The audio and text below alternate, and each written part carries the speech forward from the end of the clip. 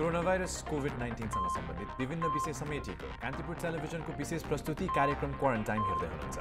विपदको यो समयमा नेपालको अर्थतन्त्रलाई कस्तो प्रभाव परेको छ र आगामी दिनमा नेपाली अर्थतन्त्रमा कस्ता चुनौतीहरू थपिएका छन्, आजको हाम्रो कार्यक्रमको विषय।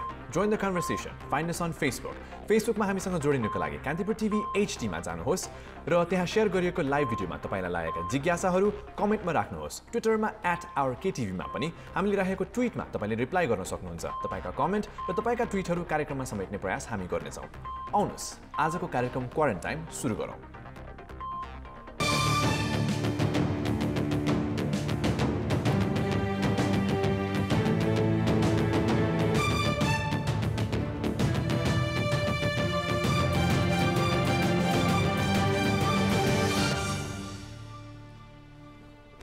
नमस्कार। हरेक दिन जस्तै आज पनि हामी क्वारेन्टाइनमा नयाँ फरक विषय लिएर उपस्थित भइसकेका छौँ। आज हामी लकडाउनले नेपालको अर्थतन्त्रमा पारेको असर र यसका सम्भावना र चुनौतीहरू के कस्ता हुन सक्छन् भन्ने विषयमा कुराकानी गर्दैछौँ। सुब्रल, लकडाउन एउटा खालको भाइरसको एउटा त्रास त छ, यो विश्वव्यापी त्रास हो। यसले फेरि दीर्घकालीन रूपमा असर पार्ने भने चाहिँ अर्थतन्त्र, होइन, मुलुक चल्नका लागि अर्थतन्त्र बलियो हुनु पर्यो, त्यो चलायमान बन्नु पर्यो। यस्तो अवस्थामा चाहिँ लकडाउनले अर्थतन्त्रमा पार्ने प्रत्यक्ष प्रभावहरू के कस्ता हुन सक्छन्, यसका सम्भावना के छन्, अब अर्का चुनौतीहरू कसरी सामना गर्ने, यी तयारीको विषयमा आज हामी मुख्यतः छलफल केन्द्रित रहन्छौँ, होइन? अब अर्थतन्त्रका विभिन्न पाटोहरूको बारेमा चाहिँ हामीले पहिलाको एपिसोडहरूमा पनि कुराकानी गरिसक्यौँ। हामीले अब पर्यटनको विषय पनि उठाइसक्यौँ, त्यसै गरी साना तथा मझौला उद्योगहरूको अवस्थाबारे पनि कुराकानी गरिसक्यौँ। आज चाहिँ समग्रमा चाहिँ नेपाली अर्थतन्त्रलाई चाहिँ यो लकडाउन, यो कोरोना भाइरसको महामारी, जुन विश्वव्यापी महामारी छ, यसले चाहिँ नेपाली अर्थतन्त्रलाई चाहिँ कस्तो प्रभाव परेको छ र आगामी दिनमा चाहिँ कस्ता चुनौतीहरू थपिएका छन्, त्यसमा केन्द्रित रहेर चाहिँ हामीले आजको कार्यक्रमलाई चाहिँ दर्शकहरूमाझ ल्याएका छौँ।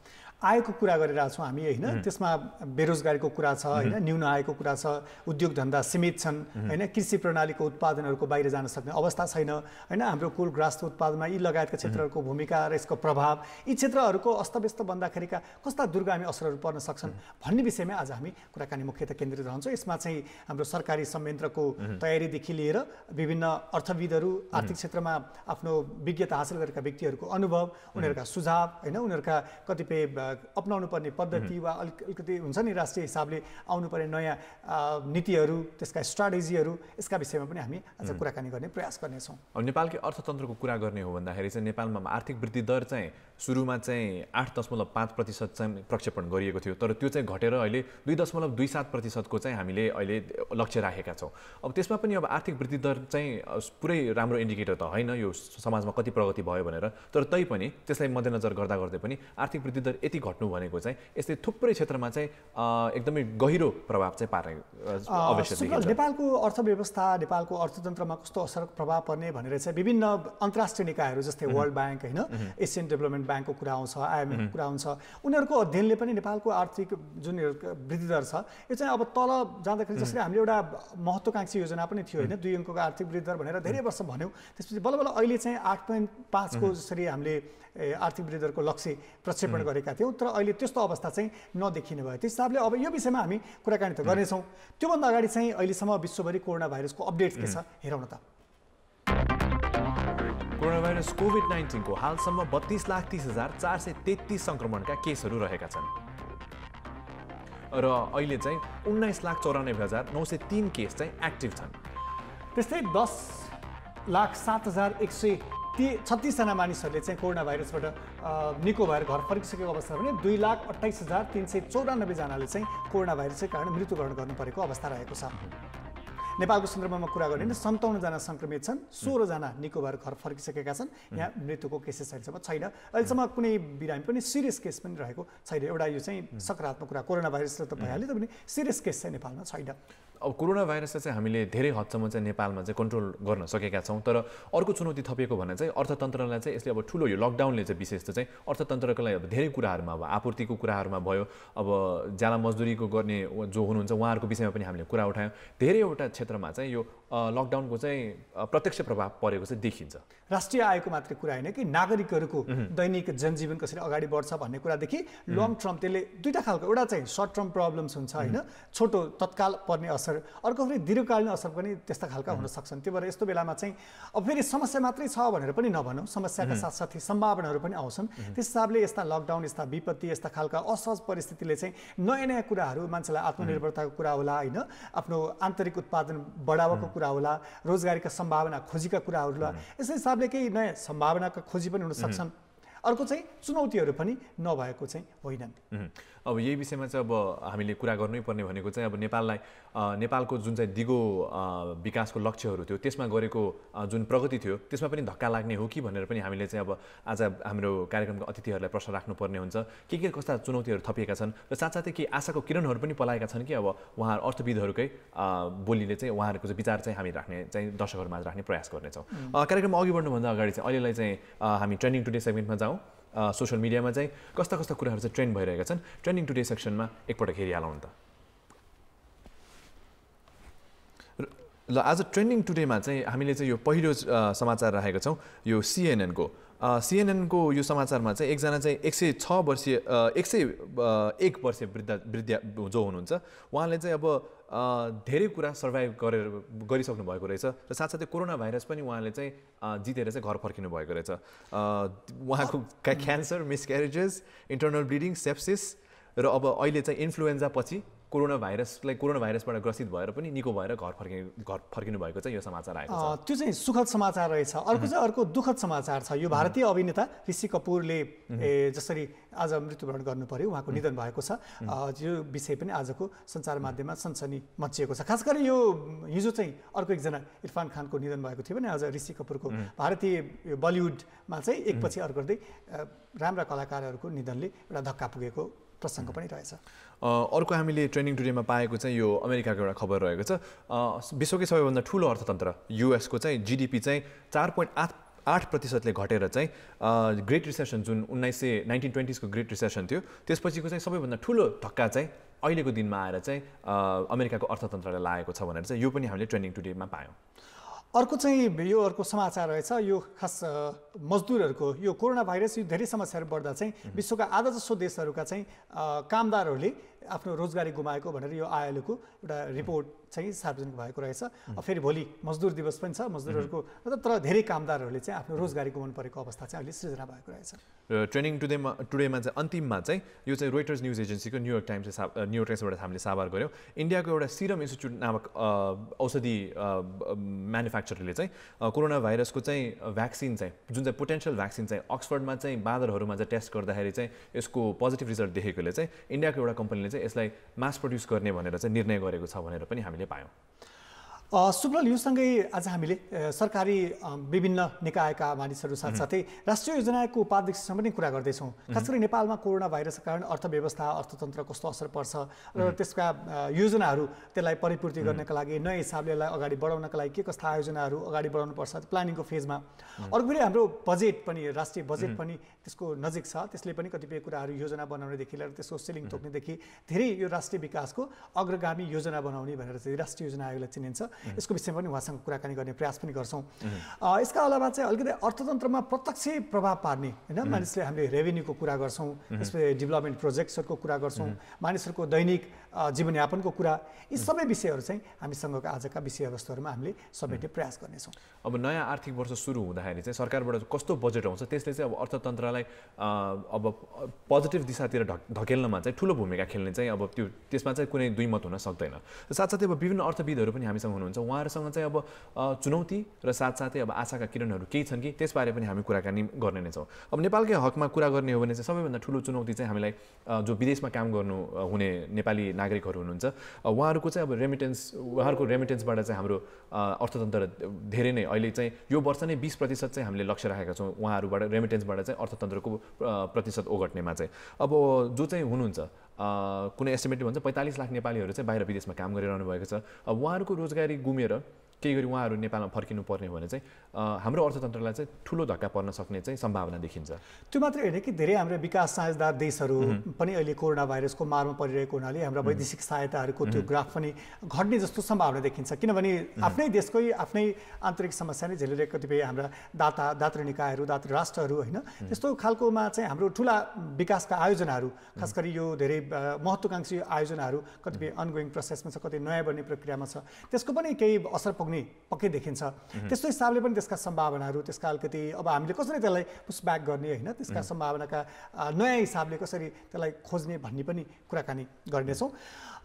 यो जति हामी कुरा गरिरहेका छौँ नि, वैदेशिक रोजगारीको सन्दर्भमा कुरा गर्दा चाहिँ हाम्रो रेमिटेन्स, जसरी जुन हिसाबले हाम्रो नेपालमा भित्रिने गरेको हुन्छ रेमिटेन्सको, त्यसले चाहिँ नेपालको धेरै ठुलो जनतालाई वा धेरै मानिसहरूलाई चाहिँ त्यसले प्रभाव पारेको छ, धेरैको दैनिक जीवनयापनमा, धेरैको सहज व्यवस्था गर्नलाई हुनुहुन्छ। यही विषयमा चाहिँ कुराकानी गर्नको लागि अर्थव्यवस्था, अर्थतन्त्रको हाम्रा आयोजनाहरूको विषयमा कुरा गर्नको लागि हामीसँग अहिले राष्ट्रिय योजनाका उपाध्यक्ष प्रोफेसर डाक्टर पुष्प कँडेल हुनुहुन्छ। डाक्टर साहब, यहाँलाई स्वागत छ। हजुर नमस्कार सबैलाई। डाक्टर साहब, कोरोनाको यो लकडाउनकै 1 महिनाभन्दा बढी हामी गुज्रिसकेको अवस्था छ। विश्वव्यापी नै एउटा मानव जातिका लागि सङ्कटको रूपमा देखिएको कोरोनाले नेपालको अरू जनजीवन साथसाथै अर्थव्यवस्थामा पनि उत्तिकै असर पुगेको छ। यसलाई चाहिँ यहाँले कसरी निहालिरहनु भएको छ? होइन, ठुलो असर पर्यो भनेर हामीले हेरिराखेका छौँ। अब हिजो चाहिँ सार्वजनिक भएको यो तथ्याङ्क विभागले जारी गरेको जुन हाम्रो आर्थिक वृद्धि दर छ, त्यो आर्थिक वृद्धि दरले नै देखाइसक्यो नेपालको अर्थतन्त्रमा कोरोनाले ठुलो असर पर्यो भनेर। हामीले 8.5% ग्रोथ रेटको प्रोजेक्सन गरेको ठाउँमा यहाँ चाहिँ 2.27% चाहिँ मात्रै आयो भनेपछि त झन्डै यहाँ 6% कम्प्रोमाइजको कुरा आइसक्यो। त्यसकारणले अर्थतन्त्रमा त ठुलो असर पर्यो। अब यसको अहिले तात्कालीन असर पनि छ र यसको मल्टिप्लायर इफेक्ट पछाडिसम्म पनि जाने सम्भावना पनि देखिन्छ। अब यसरी असरहरू देखिसकेपछि यसको सामना गर्नको लागि वा योबाट हामीले अलिकति हाम्रो वृद्धि दर बढाउने वा आन्तरिक हिसाबले आफूले के कस्ता तयारीहरू चाहिँ अहिले सरकारी तहबाट भइरहेका छन् डाक्टर साहब? तयारी 2 किसिमबाट चल्दैछ। एउटा तत्कालीन तयारी अर्थ मन्त्रालयले गर्दैछ, यो चाहिँ चालु वर्ष र आगामी वर्षको मात्रै चाहिँ हिसाबलाई हेरेर त्यहाँ एउटा स्टडी पनि हुँदैछ। त्यसले तत्कालीन इन्टरभेन्सन चाहिँ के गर्न सकिन्छ भन्ने अर्थ मन्त्रालयले गर्दैछ। अब हामीले तत्कालीन रूपमा के गर्नुपर्छ भन्ने पनि सामान्य तत्त्व क्षेत्रबाट चाहिँ रायहरू सङ्कलन गरिराखेका छौँ भने हामीलाई उच्च स्तरीय समन्वय समिति, जुन कोरोना सम्बन्धी उच्च स्तरीय समन्वय समिति छ, त्यसले दिएको चाहिँ म्यान्डेट अन्तर्गत कोरोनाले नेपाल अर्थतन्त्रमा परेको प्रभाव र त्यसबाट उत्रिनको लागि गर्नुपर्ने सुझाव दिने भनेको छ। अब त्यसको अध्ययनको हामीले काम सुरुवात गरेका छौँ। पुष्पजी, अहिले चाहिँ नेपालका ठुला योजनाहरू जुन छन् तिनीहरूको अवस्था चाहिँ कस्तो छ? ठुला योजनाहरूको सन्दर्भमा चाहिँ मिश्रित अर्थव्यवस्था, मिश्रित अवस्था छ। अब कुनैमा काम भइरहेको छ, तर जुन हिसाबले हिजो भइरहेको थियो त्यो अनुसार चाहिँ हुन सकेको स्थिति देखिएन। आज मात्रै पनि हामीले यहाँ यो चाहिँ राष्ट्रिय गौरवका योजनाहरूसँग छलफल गर्नु पर्यो भनेर छलफल गऱ्यौँ, 1-2वटासँग गर्न भ्यायो। फेरि यो टेक्निकल कारणले गर्दा आज सकेन, अर्को दिन हामी चाहिँ गर्छौँ त्यो। अब त्यहाँ आएका राय प्रतिक्रियाले काम चाहिँ भइरहेको छ, तर कतिपय श्रमिकहरू लकडाउन भएपछि घरतिर लागे। ती घरतिर लागिसकेका फेरि फिर्ता ल्याउँदाखेरि त्यो स्थानीय तहमा त्यो ठाउँमा चाहिँ प्रतिरोध हुने एउटा, उनीहरू अर्को घरबाट निस्कन पनि नचाहने भएको कारणले गर्दाखेरि श्रमिकहरूको अभाव हुने एउटा खालको त्यस्तो चाहिँ समस्या देखियो भने अर्को चाहिँ त्यस्ता योजनाहरूमा सामानहरू ढुवानीमा अलिकता समस्या आएको र ढुवानी गर्नको लागि त्यो ढुवानी साधनमा को पास, अन्तर जिल्ला पास चाहिँ एउटै जिल्लाभित्र चाहिँ अहिले दिएको स्थिति, तर अन्तर जिल्ला पासमा चाहिँ अलिक समस्या भएको भन्ने कुरा आयो। अब मिश्रित खालका छन्, यो काम चाहिँ भइ नै राखेको छ, तर चाहिँ जुन स्पिडमा जानुपर्ने हो त्यो स्पिडमा जान सकेका छैन। डाक्टर साहब, यसका अलावा चाहिँ जस्तै विदेशमा रहेका करिब 45 लाख नेपाली युवाहरू बाहिर श्रमका लागि बाहिर गएका छन्। तीमध्ये धेरै जसोले विदेशमा रोजगार गुमाउने वा स्वदेश फर्काउनु पर्ने अवस्था रहन सक्छ। यस्तो अवस्थामा चाहिँ ती व्यक्तिहरूलाई लक्षित गरेर हामीले अहिले अब केही कार्यक्रमको तयारी गर्नुपर्ने बेला भएन? अब त्यसमा पनि छ। त्यसलाई नै उच्च स्तरीय समन्वय समितिले चाहिँ यो कोभिडले हाम्रो नेपालको चाहिँ जुन बाहिर गएका चाहिँ इम्प्लोयरमा पार्ने असर र त्यसले नेपालको अर्थतन्त्रमा पार्ने असरका सन्दर्भमा पनि अध्ययन गर्नु भनेर राष्ट्रिय योजना आयोगलाई नै भनेको छ। र त्यसको छुट्टै एकजना हाम्रो मानिएको चाहिँ लिडरसिपमा त्यसको छुट्टै अध्ययन हुँदैछ। अब त्यहाँ पर्ने अब इम्प्याक्ट कति हो भनेको स्टडी पछि आउला। अहिले सामान्य यसो इन्टरनेसनल अरू विज्ञहरूले हेरेको अनुमानमा 15-20% मान्छेहरू चाहिँ फर्किन सक्छन् नेपालमा भन्ने छ। अब त्यसको लागि नयाँ हिसाबले कसरी चाहिँ रोजगारीको व्यवस्थापन गर्न सकिन्छ, कुन कुन ठाउँमा चाहिँ हामी जान सक्छौँ, के गर्न सक्छौँ भन्ने कुरामा पनि अब सम्भवतः त्यसले त्यो कमिटीले पनि देला र यो जुन हाम्रो चाहिँ अर्थतन्त्रको असर हेर्ने जुन अध्ययन छ त्यसले पनि भन्ला। र अब तत्कालीन रूपमा चाहिँ खास गरी कृषि क्षेत्रमा अलिकति बढी चाहिँ जोड दिनुपर्ने त्यस्तो खालको स्थिति देखिन्छ भने अब अरू स्वास्थ्य शिक्षा आदि क्षेत्रलाई पनि अलिकति जोड दिएर जानुपर्ने र अब यो उद्यम व्यवसायलाई अलिकति अगाडि बढाएर लिएर जानुपर्ने त्यस्तो खालको स्थिति छ। उद्योगकै लागि पनि नयाँ केही चाहिँ सेक्टरहरू पहिचान गरेर हामीले जानुपर्छ होला, जुन चाहिँ अब नेपालको लागि अत्यावश्यक भएका क्षेत्र पनि तर चाहिँ त्यसलाई अहिलेसम्म चाहिँ त्यति धेरै प्रायोरिटी नपरेका विषयहरू पनि आत्मनिर्भरताको लागि पनि गर्नुपर्ने केही पहिचान गरेर अगाडि जानुपर्छ होला भन्ने लाग्छ। पुष्पजी, तपाईँले अब स्वास्थ्य र शिक्षाको पनि कुरा गर्नुभयो। अब यही विषयमा चाहिँ मैले चाहिँ दिगो विकासको लक्ष्य पनि जोड्न चाहेँ। अब नेपालले जुन दिगो विकासका लक्ष्यहरूमा जुन प्रगतिहरू गरिरहेको थियो त्यो चाहिँ अब यो महामारीले गर्दाखेरि, यो विपदले, लकडाउनले गर्दाखेरि चाहिँ उल्टिने पो हो कि त्यसको जोखिम कतिको देख्नुहुन्छ? जोखिम छ नि, जोखिम किन नहुनु? जोखिम त तपाईँ जस्तो त्यही गरिबीको रेखा पनि रहेको जनसङ्ख्यालाई घटाउँदै लिएर जाने, शून्य बनाउने भन्ने छ। अब चाहिँ यसले तत्कालीन रूपले पनि केही गरिबी बढाइहाल्छ कि भन्ने हामीलाई शङ्का लागिरहेको छ। अब समग्रमा 2030 सनमा 0 बनाउने भन्ने गरिबीको त्यही 1 नम्बरकै चाहिँ गोललाई त्यसैलाई असर पार्छ। 2 नम्बरकोलाई पोजिटिभ असर पार्न त्यो त ट्रेड अफ हुन्छ जस्तो लाग्छ, किनभने केही नेगेटिभ पनि छ, केही पोजिटिभ पनि छ। अब 3 नम्बरको भनौँ स्वास्थ्यको हिसाबले त्यसलाई त पोजिटिभै गर्ला अलिकता, तर चाहिँ यो कोरोनाले चाहिँ जुन मान्छे मर्ने अन्यत्र भए जस्तो यहाँ भएन भनेदेखि त्यति धेरै समस्या नहोला। हाम्रो लगानी स्वास्थ्य क्षेत्रमा अलिकति बढ्ने नै सम्भावना छ। अब शिक्षा क्षेत्रलाई हामीले हेर्नुपर्छ। त्यो चाहिँ अब हिजोको जुन हाम्रो लर्निङ स्टाइल छ त्यो लर्निङ स्टाइलमै परिवर्तन गर्नुपर्ने खालको स्थिति छ। मास स्केलमा एजुकेसन दिने प्रणालीलाई कसरी व्यवस्थापन गर्ने हो भन्ने चाहिँ एउटा त्यहाँ नै असर पार्छ होइन। 5 नम्बरमा महिलाहरू माथि जुन अब महिला पुरुष समानताको विषय छ त्यसमा पनि केही असर निश्चित रूपमा पार्छ। खास गरी सीमान्तहरूलाई बढी असर पार्ने र अलि चाहिँ समाजमा अलि तल्लो स्तरमा परेकोहरूलाई यस्ता खालका चाहिँ महामारीहरूले बढी असर पार्ने हुन्छ, त्यहाँ पार्ने स्थिति देखिन्छ। अब खानेपानीको समस्या चाहिँ 6औँमा त्यो हामीले पुर्याउने भनेका छौँ, त्यसमा कति त्यति धेरै नपार्ला। 7औँ ऊर्जामा पनि त्यति पार्दैन जस्तो लाग्छ। 8औँ चाहिँ तपाईँले अब इम्प्लोइमेन्ट आदिमा समस्या पारिहाल्छ, पूर्वाधार निर्माणमा असर पार्छ।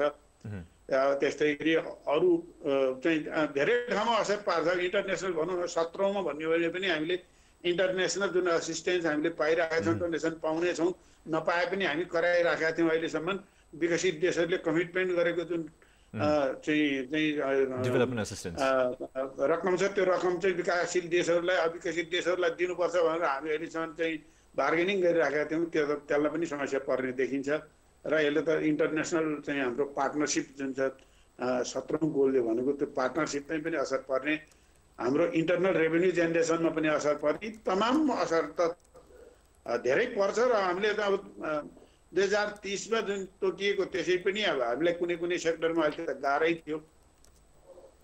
डाक्टर साहब यो सँगै अझै प्रभाव पार्छ कि भन्ने हामीलाई लागिरहेको छ। डाक्टर साहब यहाँ अर्थशास्त्रको प्राध्यापक पनि हुनुहुन्छ, अहिले राष्ट्रको यस्ता धेरै आयोजना यस्तो योजना आयोगको उपाध्यक्ष पनि हुनुहुन्छ। अलिकति हाम्रो जस्तै आयातमुखी व्यापार प्रणाली छ, उत्पादकत्व बढाउने वा अलिकति निर्यातजन्य वस्तुहरूको त्यो बढाएर हाम्रो व्यापार सन्तुलन बनाउने यस्ता खालका विषयहरूमा चाहिँ सरकारको अहिलेको प्राथमिकता चाहिँ कसरी अगाडि बढिरहेको छ? प्राथमिकता अब त्यसमा जान्छ त्यही अब समग्र रूपमा भन्न त हामीले स्टडी पछि नै हामी भन्न सक्छौँ। तर अब जस्तो विदेशी करेन्सीको स्रोत चाहिँ एउटा फरेन इम्प्लोइमेन्ट चाहिँ कम भइसकेपछि अब हामीले नयाँ कहाँ हुन्छ त चाहिँ एक्सपोर्ट गर्ने र फरेन करेन्सी ल्याउने त्यो ठाउँ नयाँ खोज्नुपर्ने स्थिति पनि छ। त्यस्तै गरी अब उत्पादन बढाउनु पर्ने, आयात गरेर हामी खाइराखेका थियौँ कतिपय स्थितिमा भने अब त्यो आयात नहुने, फरेन चाहिँ रेमिटेन्स पनि नआउनेपछि आयात कन्ट्रोल हुने भयो। अब त्यसको लागि इन्टरनल प्रोडक्सन बढाउनु पर्ने आवश्यकता पनि छ। अब सप्लाई चेनै पनि अहिलेको यो चाहिँ जस्तो भनौँ न यो अहिलेको यो कोभिडको कारणले गर्दा, लकडाउनको कारणले गर्दा सप्लाई चेन डिस्ट्रप्सन भएको स्थिति छ। अब त्यसलाई अझै व्यवस्थित बनाउनु पर्ने र भविष्यमा अझै राम्रो बनाउनु पर्ने स्थिति पनि छ र कतिपय हाम्रो चाहिँ खाद्यान्नको भण्डारहरू अलिक बढाउनु पर्ने आवश्यकता, उत्पादन पनि बढाउने, भण्डारण पनि बढाउने, त्यसको चाहिँ सेक्युरिटीको व्यवस्था पनि गर्ने आदि कामहरू पनि गर्नुपर्ने छ। हामीलाई अलिकति नयाँ भेन्यू यो अपर्च्युनिटी पनि हुनसक्छ होइन।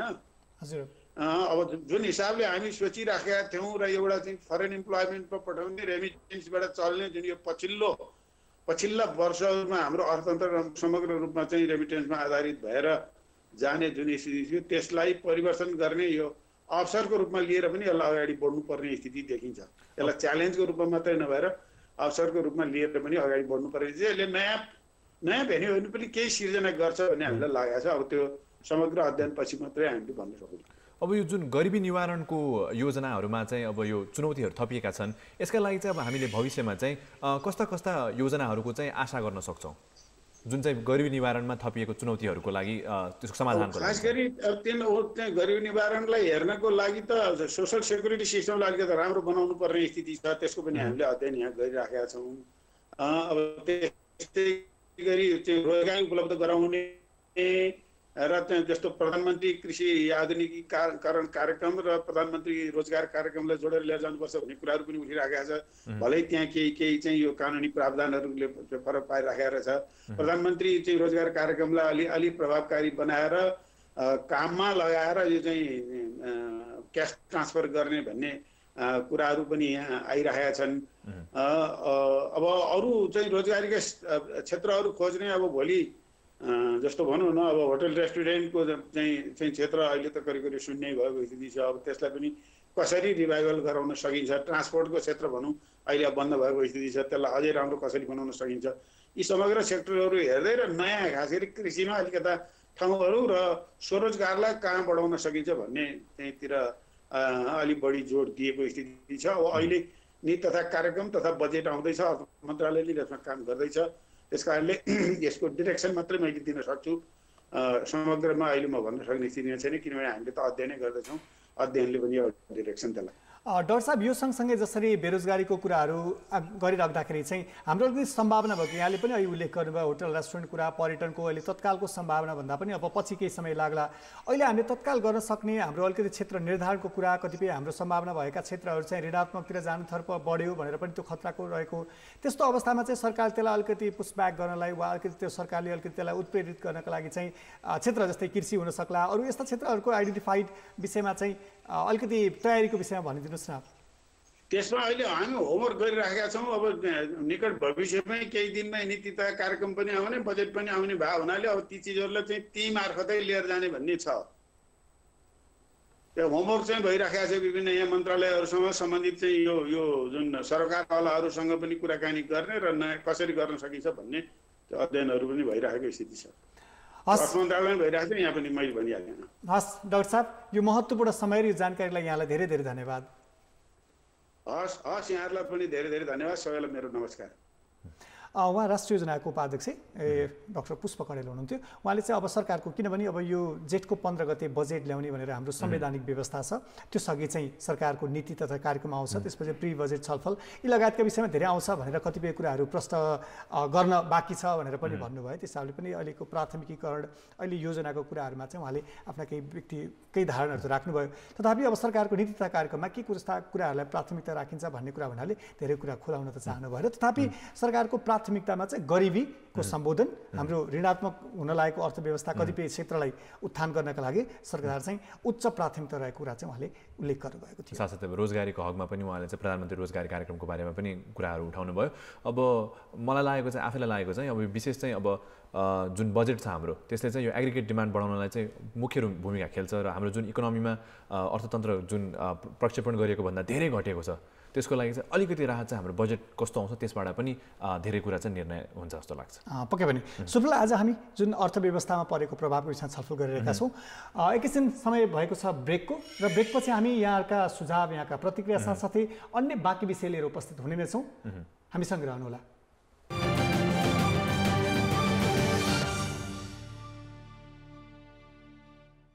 कार्यक्रम क्वारेन्टाइन हेर्दै हुनुहुन्छ कान्तिपुर टेलिभिजनको विशेष प्रस्तुति। आज कार्यक्रम क्वारेन्टाइनमा हामीले उठाएको विषय चाहिँ नेपालको अर्थतन्त्रमा अहिलेको अवस्थामा परेको प्रभाव र आगामी दिनमा चाहिँ कस्ता चुनौतीहरू थपिएका छन्, तिनीहरूको निवारणका लागि के कस्ता उपायहरू छन्, त्यसको बारेमा हामी छलफल गरिरहेका छौँ। अर्थतन्त्रको विषयमा कुरा गर्दाखेरि चाहिँ अघि हामीले भर्खरै मात्र राष्ट्रिय योजना आयोगका उपाध्यक्ष उहाँसँग कुरा गऱ्यौँ। यही क्रममा चाहिँ एकजना अर्थविद हुनुहुन्छ हामीसँग, साथसाथै उहाँ चाहिँ म्यानेजमेन्ट कन्सल्टिङ फर्म आफ्नो पनि चलाउनुहुन्छ, बिड नामक।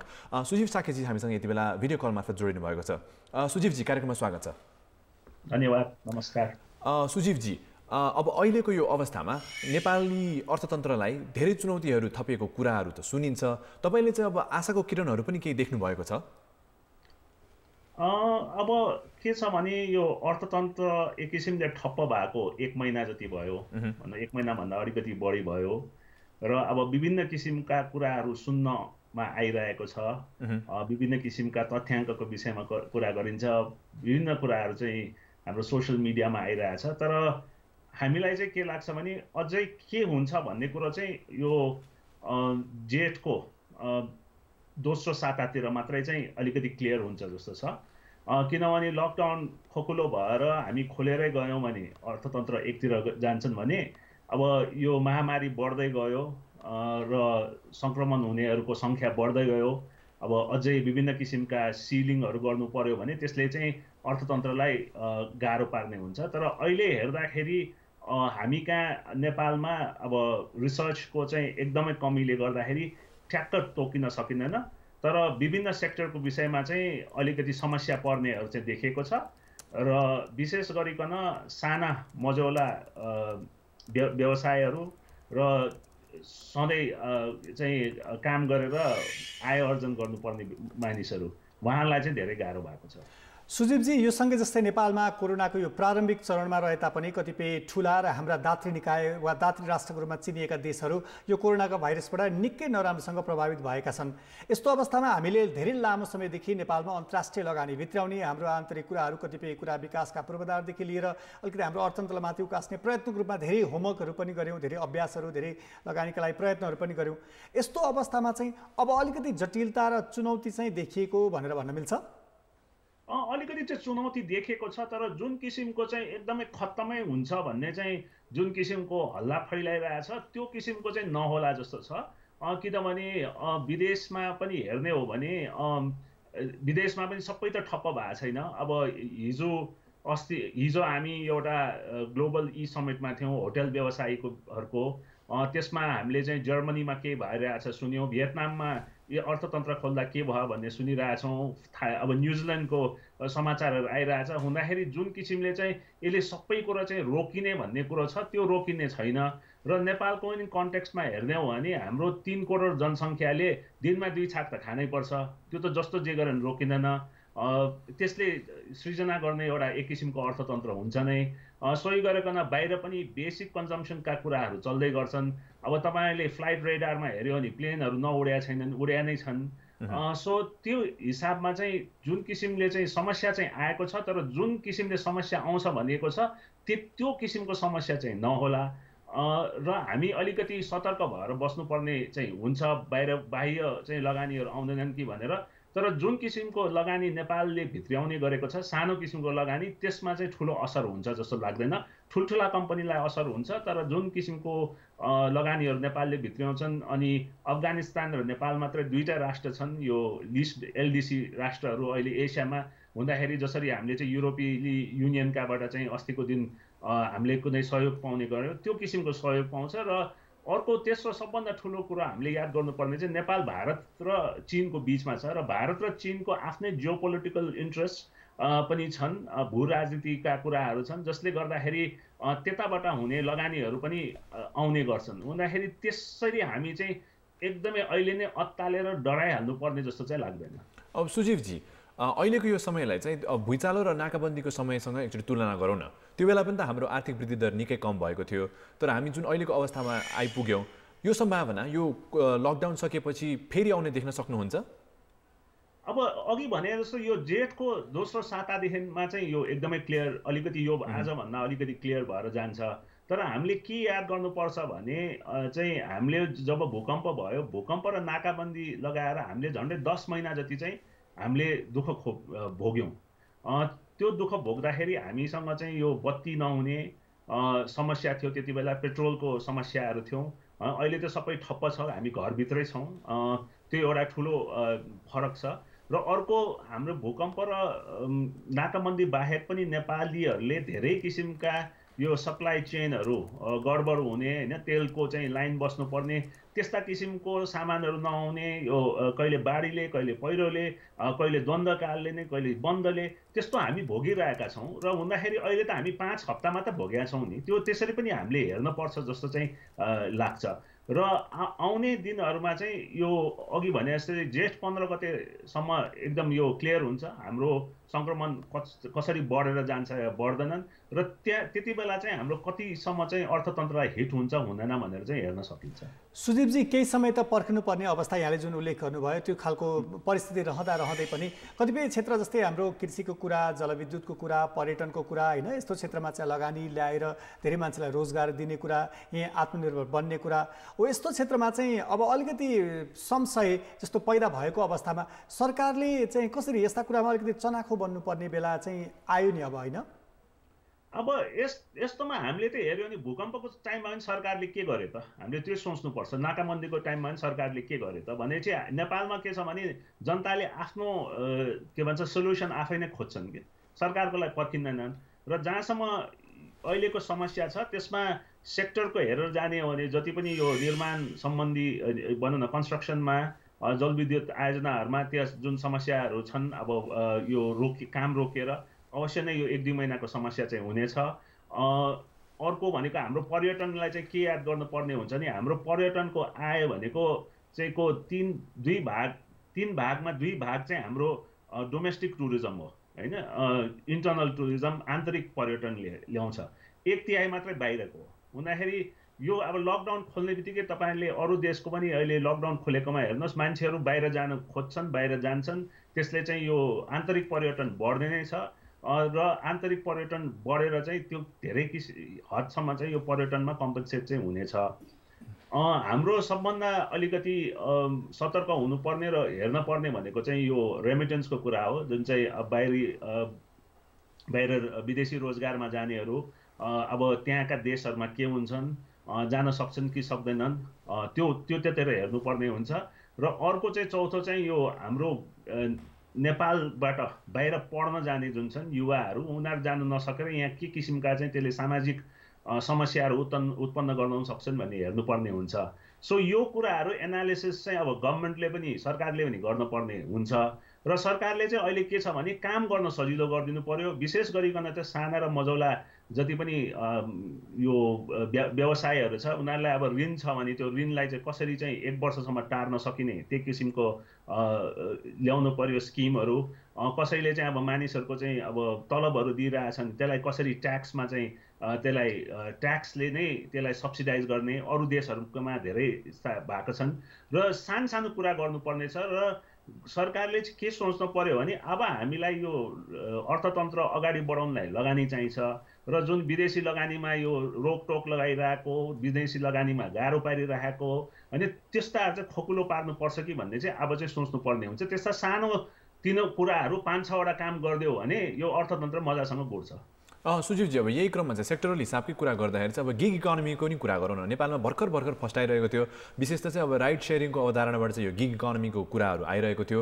अब यो सेक्टरलाई पनि ठुलो धक्का परेको छ। अब भविष्यमा चाहिँ नेपाल सरकारले प्रवर्धन कसरी गर्न सक्छ र अब अहिले लागेको चुनौतीहरूबाट चाहिँ यो गिग इकोनोमी फेरि फर्किन सक्छ त? होइन, यसमा त हामीले त यसलाई अपर्च्युनिटीकै रूपमा हेर्दैछौँ, किनभने यो लकडाउनले हेरौँ न, जुम जस्तो प्लेटफर्मको भ्यालुएसन कति बढेको छ। अहिले एजुटेकमै भनौँ, यो जति पनि अनलाइन मार्फत शिक्षा, यो के भन्छ कोर्सेसहरू गर्ने, त्यसपछि चाहिँ यो मिटिङहरू गर्ने, त्यो किसिमको नयाँ सफ्टवेयरहरू आएछ। त्यो सफ्टवेयर काठमाडौँमा बसेर पनि संसारलाई बेच्न गर्नु सकिन्छ। र हामीले के बिर्सिन भन्दा भने हाम्रो निर्यातको चाहिँ 37% हाम्रो निर्यात चाहिँ यो आइटी सर्भिस सम्बन्धी हो होइन, सूचना प्रविधि र सेवा सम्बन्धी हो। हुँदाखेरि त्यसमा नेपालमा दक्ष युवा जनशक्ति छ। हामीले चाहिँ अलिकति ग्लोबल सोच राखेर, अलिकति ठुलो फराकिलो सोच राखेर गर्ने हो भने हामीसँग चाहिँ यहाँ अहिले यो लकडाउनलाई एउटा अपर्च्युनिटीको रूपमा अवसरको रूपमा पनि हेर्न सकिन्छ। एक दुईवटा बिजनेसेस कम होला, जस्तो अहिले भनौँ न जतिजनाले अनलाइन डेलिभरीहरू सुरु गरे, अनलाइन पोर्टलहरू खोले, उहाँहरूले त्यसलाई नै विस्तार गरेर लिएर जानुपर्ने हुन्छ। यहाँ जति पनि हामीलाई यो अहिले यो ट्रान्सपोर्टमा सिन्डिकेटहरूले गर्दाखेरि एक ठाउँदेखि अर्को ठाउँ सामान पुर्याउनु गाह्रो भइरहेकोमा यो अनलाइनहरूले आफ्नै किसिमको चाहिँ संरचनाहरू निकालेर चाहिँ त्यसलाई सुल्झाउँछ। यो हुँदाखेरि यसलाई चाहिँ अलिकति पोजिटिभली नै हामीले चाहिँ हेर्ने गरेका छौँ। यसलाई चाहिँ समस्या भन्दाखेरि हामीले चाहिँ अवसरहरू धेरै आउँछ जस्तो लाग्छ। हस्, यो महत्त्वपूर्ण जानकारीको लागि यहाँलाई धेरै धेरै धन्यवाद सुजीजी। सुब्रल, सुजीव साक्य हुनुहुन्थ्यो उहाँले खास गरी अब नेपालको अर्थव्यवस्थाको कसरी कुन प्रारूपले अघि बढ्छ भन्ने कुरा चाहिँ अहिलेकै स्थितिमा विश्लेषण गर्नका लागि चाहिँ केही समय पर्ख र हेरको अवस्थामा हामी छौँ भनेर भन्नुभएको थियो। यही क्रममा चाहिँ अब हाम्रो सोसियल मिडियामा पनि अब हाम्रो दर्शकहरूको कमेन्टहरू आइरहेकै छ। दिपेन्द्रजी लेख्नुहुन्छ, दिपेन्द्र लामिछानेले चाहिँ हामीलाई ट्विटरमा पठाउनु भएको यो कमेन्ट, हाम्रो कमजोर अर्थतन्त्र भएको मुलुक रेमिटेन्स अनुदानमा बाँचेको छ। कोरोनाले गर्दा विश्वव्यापी आर्थिक मन्दी लागेको छ। नेपालमा पर्यटन, यातायात उद्योग, होटेल, कच्चा पदार्थ, विमानस्थल, जलविद्युत ठप्प छ। सरकारले अर्थतन्त्रको लागि ध्यान दिन सकेन भने नेपालमा भयावह स्थिति सिर्जना हुन सक्छ कि भनेर उहाँले लेख्नुहुन्छ। सुब्रल, त्यससँगै हाम्रो यो फेसबुक मार्फत सेयर गरेको भिडियोमा पिताम्बर पोखरेलले अर्को एउटा कमेन्ट पनि राख्नु भएको रहेछ। नेपालमा कोरोना भाइरसले सबैलाई त्रास बनाएको समस्या भन्दा पनि नेपालमा लगाएको यो खालको कोरोनाकोले चाहिँ अर्थतन्त्रमा धेरै घाटा बनाएको छ। उहाँ आफै पनि, म आफू पनि व्यवसायी गर्छु, मैले लाखौँको रुपियाँ भाडा तिर्नुपर्छ, मजदुर 7-8 जना छन्, रोजगारी दिएको थिएँ, अब त्यस्तो सम्पूर्ण व्यवसाय उद्योग कल कारखाना बन्द छन्। अब यस्तो अवस्थामा चाहिँ अलिकति यो कुर्सीमा लड्नुभन्दा सरकारी वा उच्च राजनीतिक तहबाट चाहिँ यसलाई व्यवस्थापन गर्नका लागि, सहजीकरण गर्नका लागि अलिक गम्भीर भएर सोच्नुपर्ने बेला आएको छ भनेर आफ्नो प्रतिक्रिया राख्नु भएको रहेछ। गोविन्द विक्रम साईजीले पनि हामीलाई ट्विटरमा लेख्नु भएको छ, नेपालको अर्थतन्त्रमा एकदमै नकारात्मक असर पर्नेछ, जसमा लाखौँ नेपाली रोजगार जानेछन्। जस्तै खाडीको नेपाली दाजुभाइ, हाम्रो पर्यटन, होटेल, कृषि, साना उद्योगहरूमा एकदमै नकारात्मक असर पर्नेछ।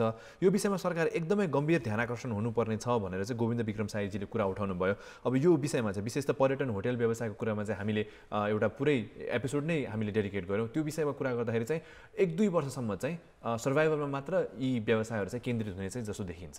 अघि हामीले राष्ट्रिय योजनाको उपाध्यक्षसँग पनि र अर्को अर्थशास्त्रीसँग पनि कुराकानी गरेको अर्को विषय चाहिँ वैदेशिक रोजगारी वा वैदेशिक रोजगारीमा रहेका व्यक्तिहरू वा नेपाल फर्किनुपर्ने अवस्था, त्यहाँ रोजगारी गुमेको अवस्थामा के हुन्छ भन्ने विषयमा आर बन्जाडेजीको अर्को एउटा ट्विट रहेको छ। यसलाई पनि उल्लेख गरौँ है त। विदेशीका युवा फर्कदा देशमा बेरोजगार बढ्ने र रेमिटेन्स घट्ने, आफै धराशयी भएका दात्री राष्ट्रले ऋण तथा सहयोग कम गर्ने र देशका उद्योग व्यवसायले ढिलो गति लिँदा केही समय अर्थतन्त्र खस्किन सक्छ। तर सबै युवाले विदेशमा सिकेको सिप यही प्रयोग गरेर नयाँ अवसरको सिर्जना भई देश विकासको नयाँ गति पनि लिन सक्छ भनेर उहाँले एउटा आशाका दियोहरू पनि छन् है भनेर ट्विट गर्नुभएको रहेछ।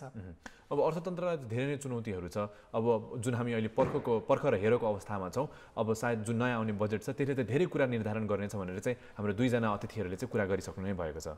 अब यो फेरि लकडाउनको हाम्रोमा चाहिँ इनिसियल फेजमा हामी चाहिँ प्रारम्भिक चरणमा भएको हुनाले अहिले के हुन सक्ने वा कुन तह अघि बढ्छ भन्ने कुरा चाहिँ केही समय पर्खनुपर्ने अवस्था रह्यो। तर कतिपय विकसित मुलुकहरूको अर्थव्यवस्था र कतिपय हाम्रो दात्री राष्ट्रहरू पनि होइन, जो आफ्नो फेरि हाम्रो यो इकोनोमीको लेभल त्यसले पनि अलिकति डिटरमाइन गर्ने रहेछ होइन। बिग इकोनोमीमा छिटै यस्ता कुराहरूले छिटै अलि ठुलै असर पुग्ने र हामी जस्तो अलिक सानो न्यून आय भएको, अलिक सानो अर्थतन्त्र भएको यस्ता देशहरूमा चाहिँ यस्ताले धेरै नयाँ सम्भावना खोज्ने वा आत्मनिर्भर बढाउन सक्ने यस्ता कुराहरूले अघि सुजीवजीले पनि भन्नुभयो धेरै सम्भावनाहरू पनि छन्। फेरि हाम्रो नजिकको छिमेकी भारत र चीनको जसरी उनीहरूले आफूलाई सेन्टर गरिरहेका छन्, हुन त चीनमा कतिपय ठाउँहरू यो कोरोना भाइरसको उद्गम स्थल भएर पनि कतिपय खुलेको र नयाँ खालको अर्थव्यवस्था वा उनीहरूको उत्पादनमा जसरी प्रयत्न गरिरहेका छन् त्यसले हामीलाई पनि सहजीकरण वा मार्ग प्रशस्त गरेर पनि सहयोग गर्न सक्छ भन्ने खालको कुरा पनि थियो। यसले चाहिँ अलिकति सम्भावनाका ढोकाहरू खुलाउने पनि अवस्था चाहिँ रहन्छ। त्यो भएर अहिले आत्तिहाल्नुपर्ने वा बिग्रिहाल्यो भनेर भन्नुपर्ने अवस्था पनि छैन। अब फेरि यसको मतलब यो पनि होइन कि हामी एकदम ढुक्क भएर बसे हुन्छ, हाम्रो के असर गर्दैन भनेर ढुक्क हुने अवस्था पनि छैन। यही क्रममा चाहिँ हाम्रो अर्को अतिथि पनि हामीसँग भिडियो कल मार्फत जोडिसक्नु भएको छ। आनन्द बगारियाजी हुनुहुन्छ, निम्बस होल्डिङका म्यानेजिङ डिरेक्टर। उहाँसँग चाहिँ हामी प्राइभेट सेक्टरको अहिलेको फेस गरिरहेको चुनौतीबारे चाहिँ कुरा गर्न गइरहेका छौँ। आनन्दजी, कार्यक्रममा स्वागत छ। आनन्दजी, अब आज चाहिँ हामी विशेष त यो लकडाउनले गर्दा, यो कोरोना भाइरसको विपदले गर्दाखेरि चाहिँ नेपाली अर्थतन्त्रलाई परेको प्रभावबारे कुराकानी गर्दैछौँ। तपाईँको आफ्नै व्यवसायमा चाहिँ कस्तो कस्तो प्रभाव परेको छ? मलाई के लाग्छ भने बिफोर मेरो व्यवसायको कुरा गर्नुभन्दा पहिला मलाई के लाग्छ भने नेपालको केसमा हामीले अन्डर रियाक्ट गरिरहेछौँ कि दुनियाँले ओभर रियाक्ट गरिरहेछ भन्ने पनि लाग्न थाल्यो मलाई त। हामी कहाँ सरकारबाट या सम्बन्धित निकाय पोलिसी मेकर्सबाट त्यस्तो अर्जेन्सी देखिएन, म मात्रै आत्तिएको हो कि भन्ने जस्तो लाग्छ। एकतिर कस्तो देखिरहेको छु भने दे आर ह्युज लसेस। तपाईको लास्ट 1.5 महिनाको बिजनेस नभइकन यति ठुला लसेस भएको छन्। Foreign exchange has gone up the roof, cash flows has stopped, banking interest has not stopped. So यस्ता कुराहरूले गर्दा धेरै जस्ता बिजनेसहरू एकदम स्ट्याग्नेन्ट स्टेजमा बसिराखेका छन् र हामीहरूलाई आफूलाई पनि थाहा छैन कि कति लस भएको छ र त्यसलाई चालु गर्नको लागि के गर्नुपर्छ भन्ने पनि थाहा छैन। सो गिभिङ द्याट यो त भयो मोनिटरी कुरा। अर्कोतिर अब मसिनहरू हुन्छन्, मसिनहरू आफैमा you know after a point of time they need to be rejuvenated. So त्यो गर्नमा के गर्नुपर्ने होला त्यो पनि मैले क्वेसन मार्कमै राखेको छु। हामी व्यक्तिहरूमा पनि त लेथार्जी हेज सेट इन। हामीलाई काम गर्ने बानी त छुट्यो त। पहिला जस्तो you know 12 hours of regular work गर्ने बानी त छुट्यो। घरमा बसेर जति भए पनि वर्क फ्रम होम भने पनि आउटपुट अनेस्टली एडमिट गर्ने हो भने output has been very very low.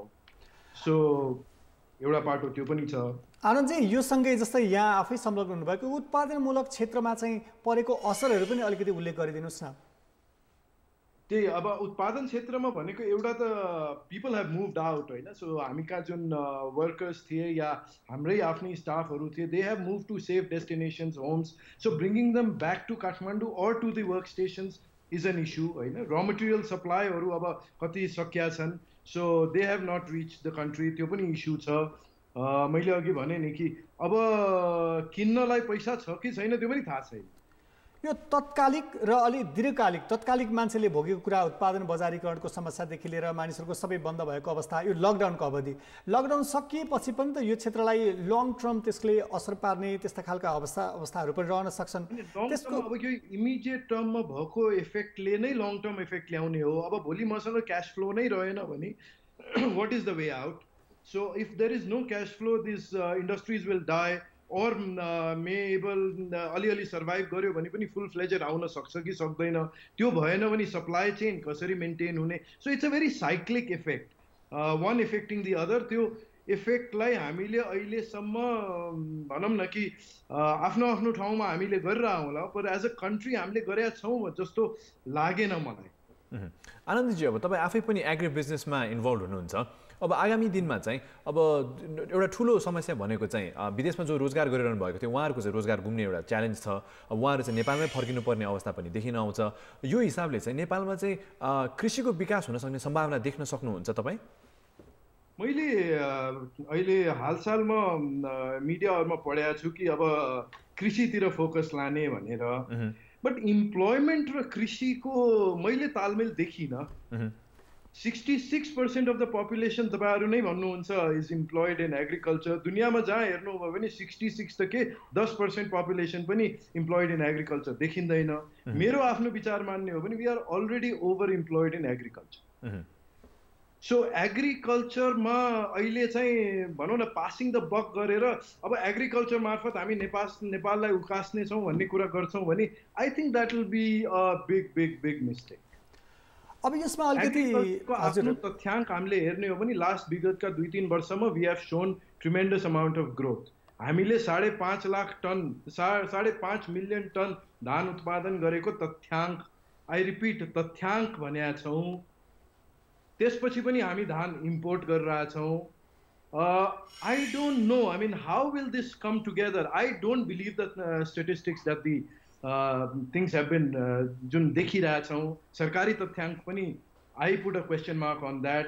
And again putting this burden of कि जति पनि अनइम्प्लोइमेन्ट क्रिएट हुन्छ त्यसलाई हामी कृषिबाट फुलफिल गरिदिन्छौँ। कृषि भनेको it's not like a machine which you can start tomorrow, crank up the engine and start tomorrow. यसको तयारी विगत 10 वर्षदेखि भएको भए हामी गर्न सक्थ्यौँ होला। म आज 25 वर्ष भयो काम व्यापार गरेर बसेको। मैले 25 वर्षमा 3टा कुरा एकदम रेगुलरली सुनिरहेको कुराहरू मध्येमा एउटा के छ भने हामी जहिले पनि के भन्यो भने नेपाल कृषि प्रधान देश हो, यसमा आधुनिकीकरण र कमर्सियलाइजेसन गर्नु पर्यो। अर्को हामीले जहिले पनि के भन्यौँ भने रेमिटेन्समाथि आश्रित हुनु भएन, हामीले अर्को उपायहरू खोज्नु पर्यो। र तेस्रो, हाम्रो रेभेन्यू जहिले पनि ट्यारिफ ओरिएन्टेड रह्यो, हामी भन्सारमा कलेक्ट गर्ने प्रवृत्ति राख्यौँ। यो तीनै कुरा गर्दै गयौँ, तीनै कुरा गर्नुहुन्न पनि भन्दै गयौँ र आज एउटा यस्तो अवस्थामा आइपुगेका छौँ जहाँ कि I don't know if this is the right combination any more. Anandji, अब जुन यो लेबर सर्प्लस चाहिँ क्रिएट हुन सक्ने सम्भावना छ त्यसलाई चाहिँ अब उत्पादनमूलक क्षेत्रमा चाहिँ लगाउन सकिन्छ? हो, सकिन्छ, बट उत्पादनमूलक सेक्टरलाई प्रायोरिटी दिएर त्यसलाई बढाउने प्लान त ल्याउनु पर्यो नि। तपाईले चाहिँ सरकारबाट चाहिँ कस्तो आशा राख्नु भएको छ? इकोनोमी चल्यौं, but if we are going to change our stand then yes, there has to be a lot of industries that have to come up, but industry भनेको चीज तपाईले चाउचाउ किनेर ल्याएर खोलेर खाने चीज त होइन नि। It takes time to build it up. Anandji, जसरी यहाँले आफ्नो अनुभवदेखि लिएर शॉर्ट टर्ममा गर्न सकिन्छ if we divide the whole thing into 4 parts: immediate, short, medium and long term. यहाँले जुन आफ्नो अनुभवको कुरा हैन, यो जस्तै व्यापारको आफ्नो अनुभवको कुरा यति धेरै लामो समयदेखिको हामी जुन कुरा मात्रै गरिरहेका छौँ भनेर कुरा गरिरहेका छौँ, हाम्रो फेरि व्यापार घाटा त्यस्तै असन्तुलित छ। त्यो भएर पनि यसले अलिकति हामीले अब इन्फोर्स गर्नुपर्ने वा अब हामीले प्राथमिकताका साथ अघि बढ्नुपर्ने क्षेत्र चाहिँ कसरी अगाडि बढ्नुपर्छ, सरकारको प्रायोरिटी के हुनुपर्छ, यहाँले भोगेका यावत समस्याहरूको चाहिँ निराकरण कसरी हुनसक्छ भनेर चाहिँ कसरी हामी थाहा पाउने होला त? मलाई के लाग्छ भने हामीले उत्पादनलाई जोड दिनै पर्छ, त्यसको हामीसँग कुनै चोइसै छैन। र कृषिलाई पनि अगर हामीले साथ लिने हो भने एग्री प्रोसेसिङलाई अगाडि बढाउनै पर्छ। हामीले अहिले गरेको आयात मध्ये 95% of food that is imported can be produced in Nepal over a period of 6 months to 1 year or 2 years। सो त्यो बट पोलिसीगत रूपमा हामीले त्यो पोलिसी भनौँ न त्यो उद्योगीकरण अथवा भनौँ इम्प्लोइमेन्ट जेनेरेसनलाई पोलिसीगत रूपमा एड्रेस गर्नु पर्यो। हामीले केवल राजस्व कसरी मिट गर्ने यो अप्रोच लियौँ भने सायद हामी we are heading for a big disaster. Anandji, अब यही कुरामा चाहिँ उद्योग विकासकै कुरा गर्दाखेरि चाहिँ तपाईँ आफैले चाहिँ अब सरकारबाट चाहिँ कस्ता नीतिहरूको चाहिँ आशा राख्नु भएको छ? मलाई अहिले फर्स्ट अफ अल मलाई अहिले लागेको सरकारले अर्थतन्त्रको बारेमा केही बोलेको छैन। बोलेको छ भने पनि त्यो भनौँ न एकदमै भेरी पेटी कमेन्ट्स पोलिसी मेकर्सहरूबाट सुन्नमा आएका छन्। त्यो पेटी कमेन्ट्सबाट उठेर एउटा लार्जर इन्ट्रेस्टमा कुरा गर्नु पर्यो। र first of all what needs to be addressed is अर्थतन्त्र कसलाई त, कसको लागि हामी कुरा गरिरहेछौँ? प्राइभेट सेक्टरको लागि अर्थतन्त्र हो, देशको लागि हो कि गभर्मेन्टको लागि हो? अगर प्राइभेट सेक्टरको लागि हो भने नगरे हुन्छ, बट देशको लागि हो भने we have to take a bigger picture and not look at राजस्व आजको दिनमा। र बिगर पिक्चर भनेको हाम्रो स्रोत साधनलाई परिचालन गर्नु पर्यो, कसै अरूले आएर स्रोतमा प्रोभाइड गरिदिन्छ भन्ने आशमा अहिलेको अवस्थामा सबैलाई स्रोत साधनको खाँचो छ। हामीलाई धेरै पैसा बाहिरबाट आउँछ त्यो आश गर्नु अहिले गलत हुन्छ। सो त्यो आधारमा मैले देखेको र मैले बुझेको हिसाबले first thing the government should attack is agri processing. Every food that we consume in Nepal in the next 6 months to 1 year हामीले आफै बनाउने क्षमता वृद्धि गरौँ। र त्यसको लागि के गर्नुपर्छ? पैसाको व्यवस्था गर्नु पर्यो, सहुलियत ऋण दिनु पर्यो। व्यापारले कहिले पनि ग्रान्ट माग्दैन हजुर। व्यापारले माग्ने भनेको फेसिलिटेसन हो, availability of fund maybe at a lower cost at this time of the day, but त्यो काम चाहिँ या त सरकारले गर्न सक्नु पर्यो या प्राइभेट सेक्टरले जसले गर्ने भए पनि क्लियर भएर अगाडि आउनु पर्यो। अहिलेसम्म सरकारबाट उम्मेद यो गरिएको थियो कि there will be some economic package we will talk about, which is not there at all, except for a welcome change by central bank which has come up with some interim measures that only addresses यो 2 महिनाको समस्या। It doesn't address a long term issue. Anandji, तपाईँ हाम्रो यो कुराकानी हाम्रो Facebook मार्फत हेरेर एकजना भक्तमान डङ्गोलले एउटा प्रतिक्रिया यहाँ जनाउनु भएको रहेछ। तपाईँ उत्पादनमूलक क्षेत्रमा संलग्न हुनुभएको व्यवसाय भएको हिसाबले यो प्रसङ्ग चाहिँ यहाँलाई पनि सुनाउन चाह्यौँ। 2 महिनादेखि घरमै बसिरहेछौँ, काम गर्न पाएको छैन, कमाइ नभएपछि कसरी बैङ्कको लोन तिर्ने, कर्मचारीलाई तलब कसरी दिने, अब त म आफै रोजगारी खेप्नु पर्ला, बेरोजगारी खेप्नु पर्ला जस्तो छ, वा बेरोजगारी घटाएर रोजगारी बढाउन त सरकारले राम्रो नीति लिनु पर्यो नि भनेर लेख्नु भएको रहेछ। यससँगै तपाईँले पनि यस्ता धेरै समस्याहरू रहेको उल्लेख गर्नुभएको छ। अब यसको विकल्प चाहिँ के हुन सक्ला? यसको विकल्प हामीले as a national, as a Nepali, as a country Nepal, we will have to, हामीले यो सोच्नु पर्यो कि हाम्रो प्रायोरिटी सेक्टर के हो। हाम्रो आफ्नो लिमिटेसन्स छन्, यो कुरालाई हामीले स्वीकारेर अगाडि बढ्नु पर्यो। हामीसँग कुनै अथाह धन र स्रोतको व्यवस्था छैन। सो भएको धन स्रोतले इमिडिएट रिलिफ कहाँबाट ल्याउने त?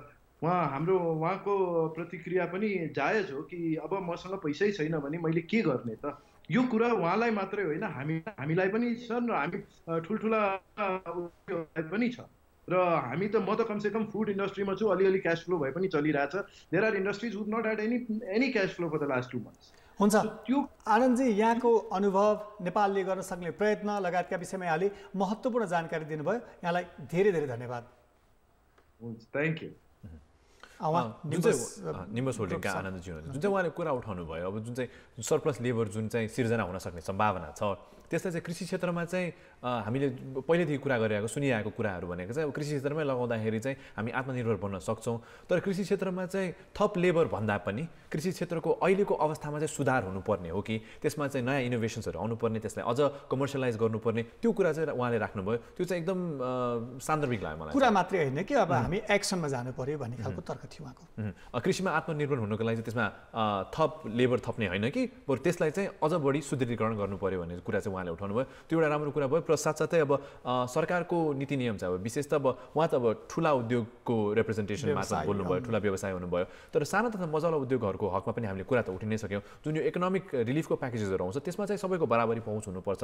अब जस्तै यहाँ अब हाम्रो पिताम्बरजीले पनि कमेन्ट गर्नुभयो उहाँको आफ्नै सानो व्यवसायको बारेमा, भर्खरै तपाईँले राख्नुभएको भक्तमानजीको कुरा पनि भयो। अब यो इकोनोमिक स्टिमुलसको प्याकेज चाहिँ ठुला उद्योगहरूको पहुँचमा मात्र होइन कि साना तथा मझौला उद्योगहरू जो व्यवसायहरू हुनुहुन्छ उहाँहरूलाई पनि कुनै न कुनै किसिमबाट चाहिँ त्यो इकोनोमिक स्टिमुलस चाहिँ पुग्नु पर्यो। सुपल, यो छलफल हामी यो कुराकानी 4 बजीसम्म जारी नै राख्नेछौँ। अहिले चाहिँ ब्रेकको बेला भयो कि?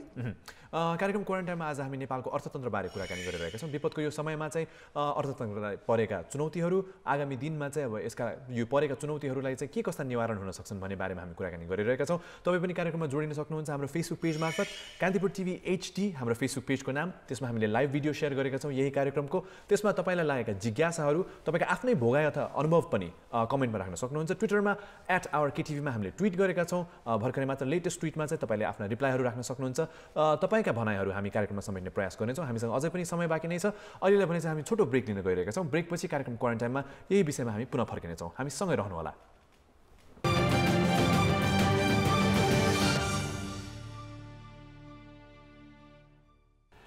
तपाईहरु अहिले कार्यक्रम क्वारेन्टाइनका साथमा हुनुहुन्छ र आज हामी लकडाउन र यो कोरोना भाइरसले नेपालको अर्थतन्त्रमा पारेको प्रभाव र यसले सम्भावना र चुनौतीहरू के कस्ता देखिन सक्छन् भन्ने विषयमा कुराकानी गरिरहेका छौँ। सुब्रल, जसरी हामीले कुरा गऱ्यौँ नि, विभिन्न व्यक्तिहरूको अनुभव पनि सुन्यौँ, कतिपय प्राथमिकताको कुराहरू पनि थाहा पायौँ। तर नेपालको अर्थव्यवस्थालाई तत्कालै अहिले नै हामी डिफाइन गरिहाल्न भन्दा केही समय हेर्ने भनेर मात्रै हुँदैन कि पोलिसीमा हामीले पुरानो समयदेखि धेरै अगाडिदेखि नै जे कुरा गरिराख्यौँ, अब त्यही तहबाट त्यही मोडालिटीबाट मात्रै कुरा गऱ्यौँ भने चाहिँ फेरि पनि अबको केही वर्षपछि पनि यस्ता अरू कुनै समस्या विपद आयो भने हामी फेरि त्यही एउटै तहमा जहाँको त्यहीँ बसेर बहस गर्नुपर्ने स्थिति चाहिँ हुने देखियो। अब सायद अब यो अहिलेको अवस्थाले जुन यो सिर्जना भएको छ त्यसले चाहिँ अब प्याराडाइम शिफ्टकै नै अवधारणा ल्याउने हो कि विशेष त अर्थतन्त्र जसरी चलिरहेको छ आशा गरौँ केही नै त्यस्तै खालको केही परिवर्तनहरू चाहिँ आउलान्। यही क्रममा चाहिँ अब सरिन घिमिरेजीले चाहिँ हामीलाई ट्विटरमा लेख्नु भएको छ, कोरोनाले नेपाल मात्र होइन विश्व अर्थतन्त्र नै प्रभावित पारेको छ, अझै 2-3 वर्षसम्म यसको बाछिटा देखिनेछ। विदेशबाट फर्किनेहरूलाई पनि मध्यनजर गर्दै अब दिगो अर्थतन्त्रका लागि कृषि क्षेत्रमा व्यापक लगानी गर्न सरकारले नीति अवलम्बन गर्नुपर्छ कि भनेर चाहिँ सरिन घिमिरेजीले चाहिँ ट्विट गर्नुभएको छ हामीलाई।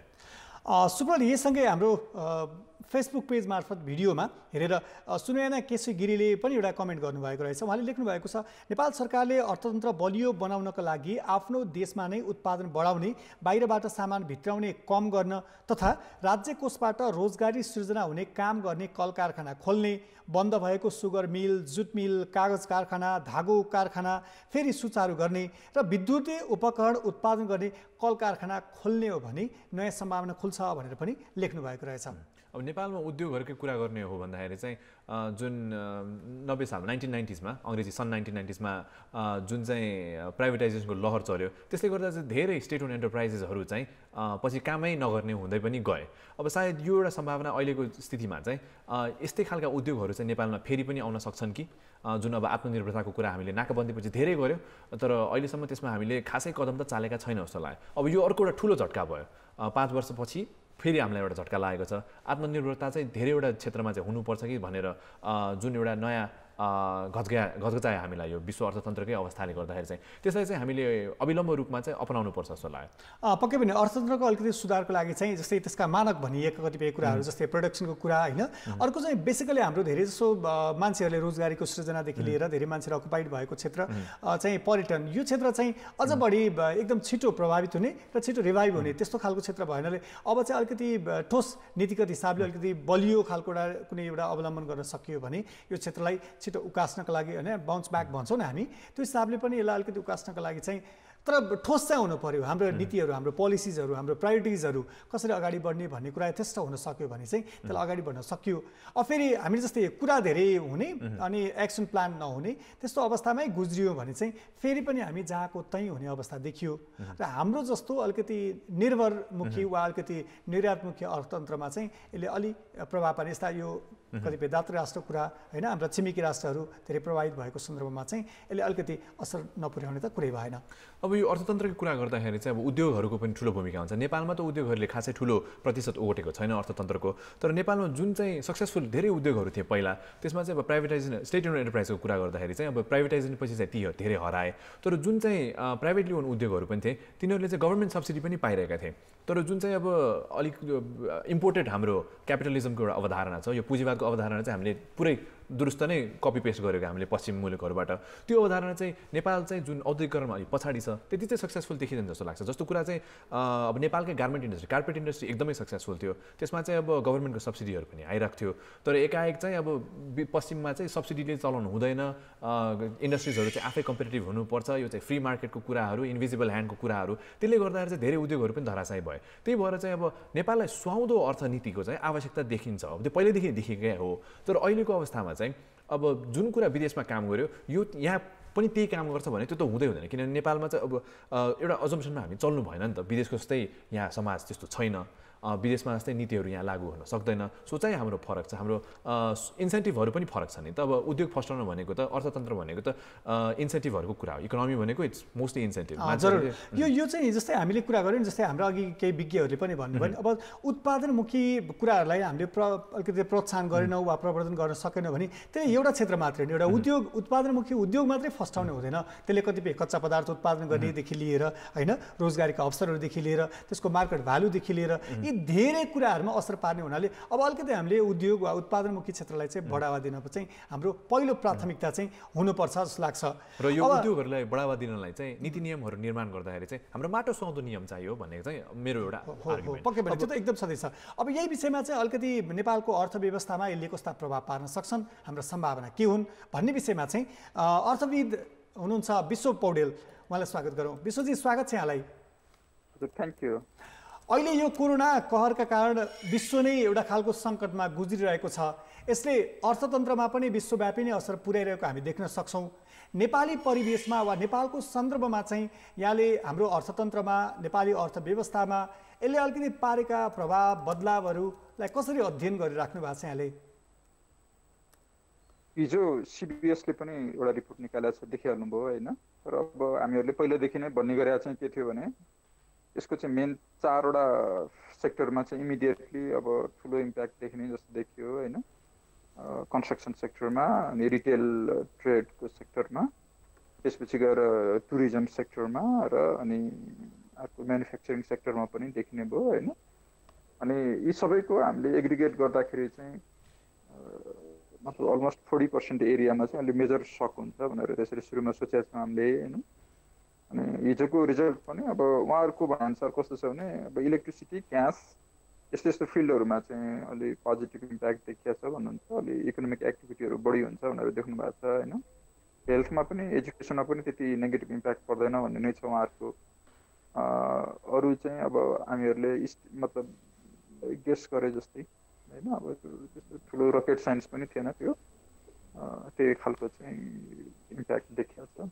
एग्रिकल्चरमा नपर्ने हो अलिकति त्यसमा नै परेको छ। अब विश्वजी अब यही क्रममा चाहिँ हामीले भर्खर अभिषेक श्रेष्ठजीले चाहिँ हाम्रो ट्विटरमा ट्विट गर्नुभएको छ, हरेक मान्छेले भविष्यको लागि भनेर टन्नै पैसा बचाएर राखेको हुँदैन। हाम्रो नेपालमा धेरैको जीवन दैनिक काम धन्दाबाट आउने पैसाले चलिरहेको छ। त्यस्ता मान्छेहरूलाई चाहिँ अब निकै गाह्रो पर्नेछ भनेर उहाँले कुरा गर्नुभयो, उहाँले चाहिँ ट्विट गर्नुभयो।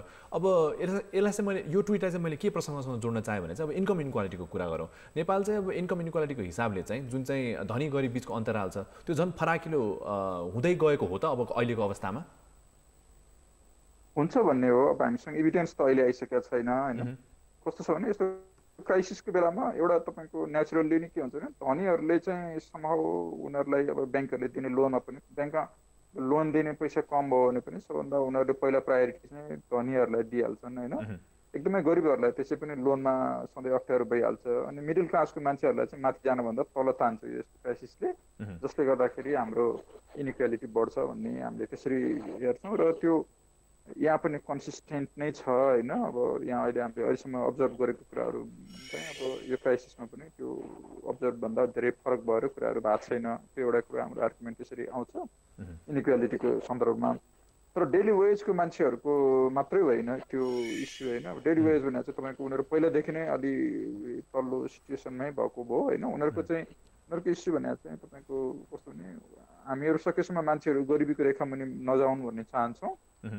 तर हाम्रो देशमा अहिलेसम्मको प्रगति कस्तो छ भने हरेक 2जना मान्छे गरिबीको रेखा माथि आउँदाखेरि 1जना मान्छे तल गइरहेको देखिन्छ। अनि यस्तै क्राइसिस पहिला इन्डियन ब्लकेड जुन हुँदाखेरि भयो होइन।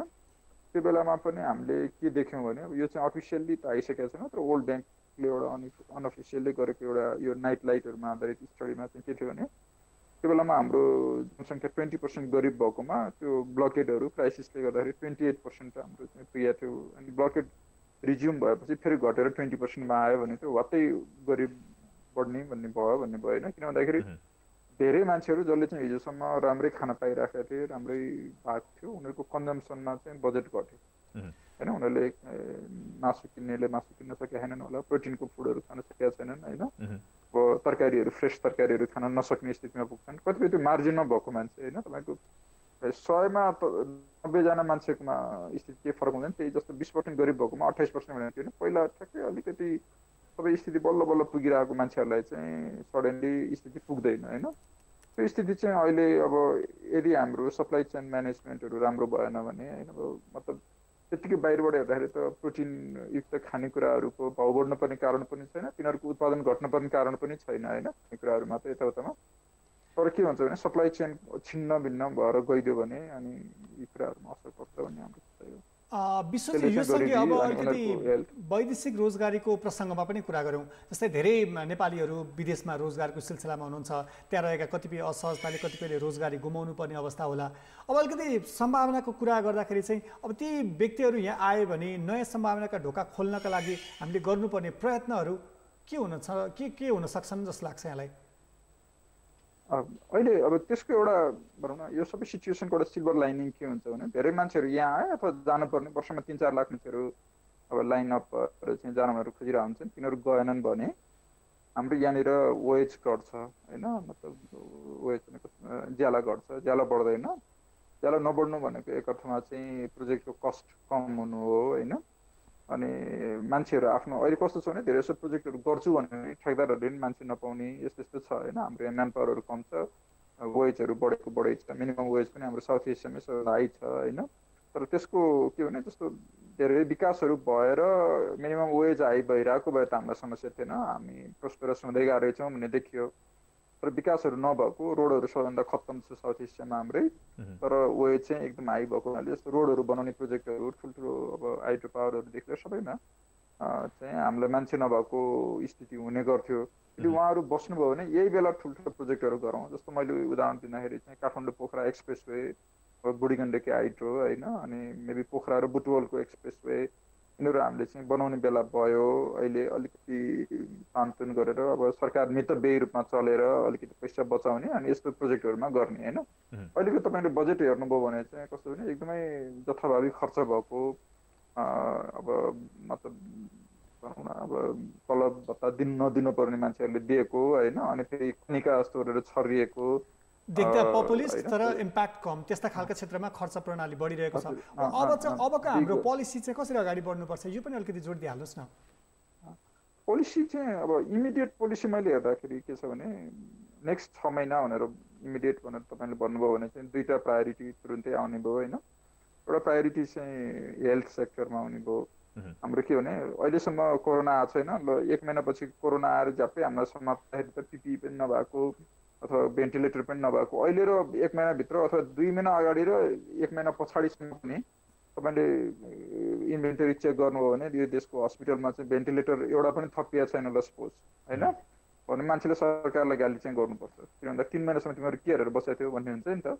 त्यही भएर चाहिँ अहिले नआउनुको अर्थ अब कोरोना आउँदै आउँदैन हाम्रोमा भन्ने होइन, पछि आउला कि त्यसो भने त्यसको लागि प्रिपेयर्डनेस हामीमा हुनुपर्छ अहिले होइन। त्यही भएर चाहिँ फर्स्ट 6 महिनाभित्र गर्ने काम चाहिँ धेरै ठाउँको यो हस्पिटलहरूको चाहिँ रेइनफोर्स अहिले अब जसरी हुन्छ रेइनफोर्स गर्ने ठाउँहरूमा धेरै यो रेस्पिरेटरी डिजिज हो, यसले प्याट्टै मान्छे मार्ने होइन होइन।